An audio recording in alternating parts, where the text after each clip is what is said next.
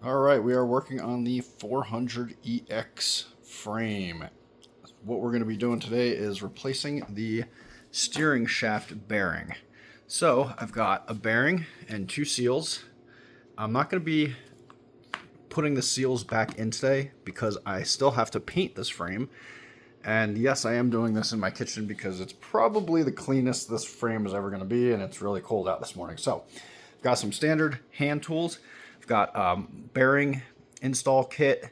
I've got, or bearing driver kit, I should say. I've got some snap ring pliers because there's a snap ring that has to be removed to release the bearing. I've got a hammer and a screwdriver. So the first thing I'm going to do is grab my screwdriver and kind of show you from the top view. And I'm just going to pop this seal out right here by prying. Like that. That seals out. So that would be the black seal that would get replaced up top. And here you can see the snap ring. We are going to just grab that guy.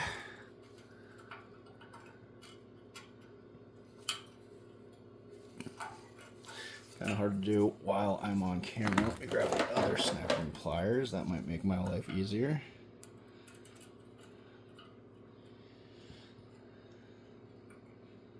Get in your home. I think there's some junk in the way. Let's get the crap out of that. Alright. A little bit of debris in the snap ring. That's funny. I'm going the wrong way. So I'm going to put this down because I need to squeeze. Let me grab the other snap ring pliers. These are what I need. I was doing it the wrong way. What an idiot. Alright, and I still want the other set of snap ring pliers. I'm going to use every pair I have, apparently. Let's try these. There we go. Snap ring out. So now we just have the bearing in there. I'm going to grab a paper towel and just kind of do one of these real quick. Oh, look at that. It looks like the same bearing that we're putting in. Alright, just getting some of that debris out of there. So now we have to flip the frame over. Alright, as you can see, we've got the frame upside down. Now we've got another seal right here that we have to pry out. This one, I'm going to go this way at it. There it goes. I'm just putting the screwdriver in there and twisting.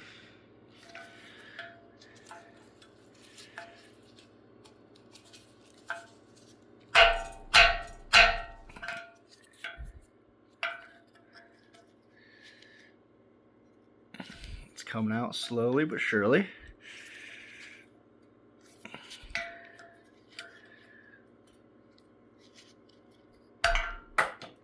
Boop, there it goes. Alright, and that would be the brown seal. Yep, that would go right there. So, we're not going to put that in yet. Just going to grab my paper towel again. There's some junk in here.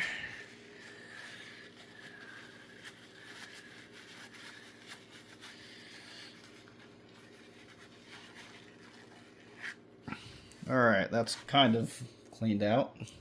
So now, what I'm going to do is, let's see if I even have the right size. That's not going to fit. So, I think I'm just going to try to drive the bearing out like that. Alright, I'm going to have to put the camera down for this one. So I know what I can do. I can give you a bottom view. So I'm just going to be tapping at this from the top. Already feel it going. I'm just going to catch the bearing so it doesn't go down and hit my phone. And it's out.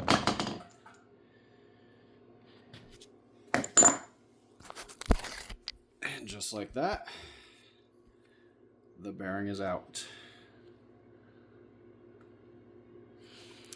So now we're going to flip the frame over again, and I'm just going to clean out this a little bit more. All right, I've got the frame flipped back over. I've got the inside all cleaned out as good as possible, and now I'm just going to put the bearing right here, and I do have the correct size driver for driving the bearing in, so we're going to do that. Alright, so as you can see, I've got the bearing partially driven in, and I'm just using the bearing driver and a hammer to slowly tap it in and making sure that it's going in straight all the way around.